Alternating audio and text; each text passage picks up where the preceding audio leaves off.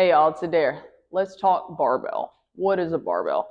A barbell is a piece of gym equipment that is the long weighted bar. These come in several different sizes and several different thicknesses. Usually they're either 35 pounds or 45 pounds in most gyms. Some gyms have lighter ones that are 10 and 15. That should be noted on the end cap of the barbell. So, dumbbells are the short ones, barbells are the long ones. Now, the anatomy of the barbell. You have the knurlings, that's the rough part. This is what you're going to be using to kind of measure. As you can see, there's a smooth part as well.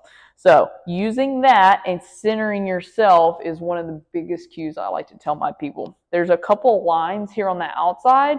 You can also use those when we're doing more complicated lifts or squatting. But for general purposes, that's the knurlings.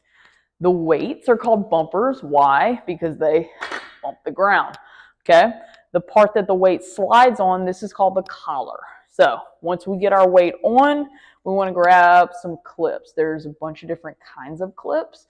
This is more of a spring-loaded clip. There's some that are more like, looks like a squeeze thing. Both are fine. So make sure your bumper is all the way pulled back, and then you can clip it close. So we have the anatomy down. So the next thing, let's say you're deadlifting. You want to take the slack out of the bar. What does that mean? So the slack, as you can hear that, right?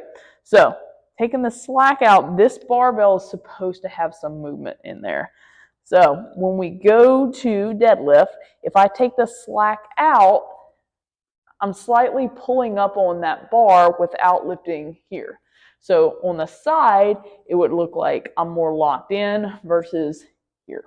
So when I take the slack out, that's going to help brace my core and lock out everything into more of a hip hinge position, so we're not picking it up with a rounded back.